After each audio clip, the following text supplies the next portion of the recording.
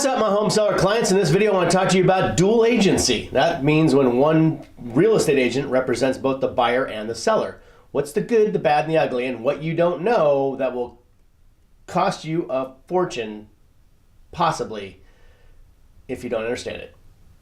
Stick around.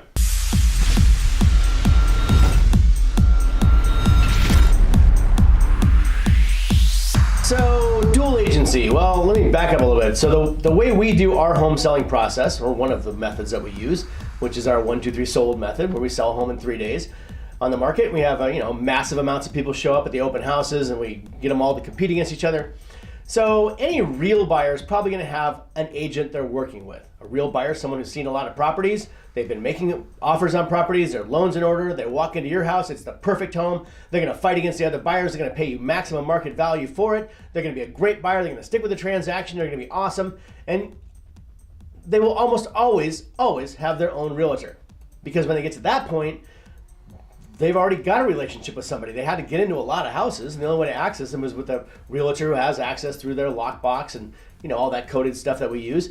So it's unlikely you're going to have a real buyer out there without a real estate agent. Now, I know a lot of realtors tell their home seller people that when they're interviewing for the job of selling a home, that they sell a lot of homes, double in them or dual agency, where they represent both the buyer and the seller. They bring their own buyer to the house and they sell it. And maybe they'll even give the seller a discount if they happen to represent both the seller and the buyer. Maybe they can even find somebody before you even put the house on the market, right? They'll have their own buyers come over and take a look at the house, and maybe they can save you some money. Watch out for that one. It's gonna cost you big time. Because our process will make sure all the buyers come over and see the property, have a chance to compete against each other for it, right? And that's how you get maximum market value, by letting all the buyers come over and see the property.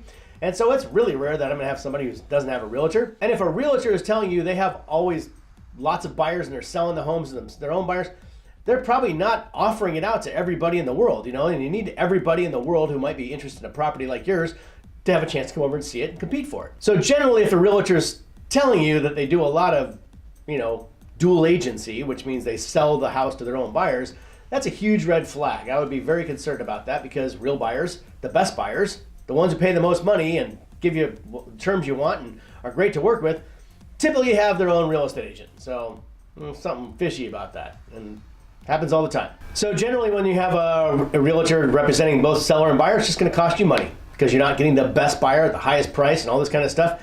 Even if you're knocking it down, a percentage or something like that, then you're still probably going to lose money and have a crummy buyer, and much higher chance of it falling out of escrow or lots of renegotiation afterwards. So generally, it's not a great thing as far as I'm concerned. That's my own personal opinion. Maybe some other realtors will have a different opinion, but I understand how buyers work, and I just don't see it. Now, there are some benefits. Okay, so let's say we do our process or put the house on the market, and for whatever reason, one of our buyers purchases the property, right? Or someone who doesn't have an agent. It does happen sometimes. I mean, it happens.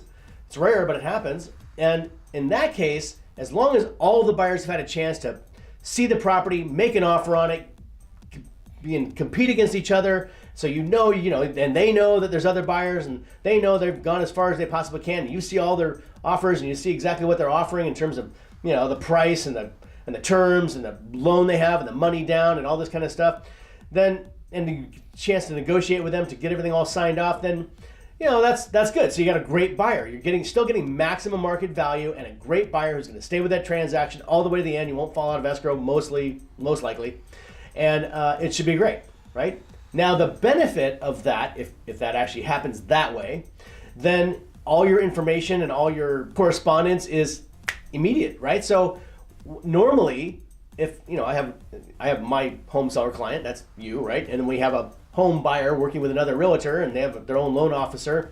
So it takes me a while to get the information. If I'm trying to find out where their loan's at or something, then I'll call the realtor, and they'll call the loan officer, and then maybe they won't get back to me. Or maybe if something happens where the buyer is not committed to the transaction anymore, or they found another house, or they're having marital problems, and suddenly everything's blowing up, and then all the phones go silent, and I don't hear anything back for a couple of days until they finally tell me it all fell apart or whatever, then I don't have that information. I don't have that direct link, right? So it might take a couple of days, and it always sort of lags.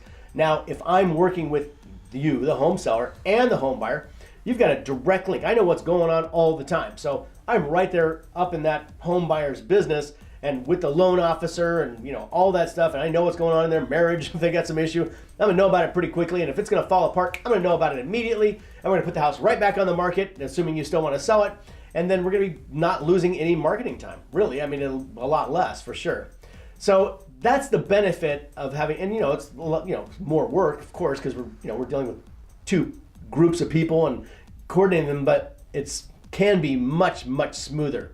So there you go. As long as you present the house properly and it's, you know, prepared and all the buyers have a chance to come over and make an offer on it and compete against each other, then great, then that's okay. But if that's not the case, you know, it's going to cost you money and probably time and probably a lost escrow eventually. So there you go. Now you know the secret of the good, the bad, and the ugly about dual agency. If you have any questions about that, give me a call. If you're ready to sell your home in Fullerton, Brea, Placentia, Yorba, Linda, Anaheim Hills, wherever you're at, give us a call and we'll see you at your house.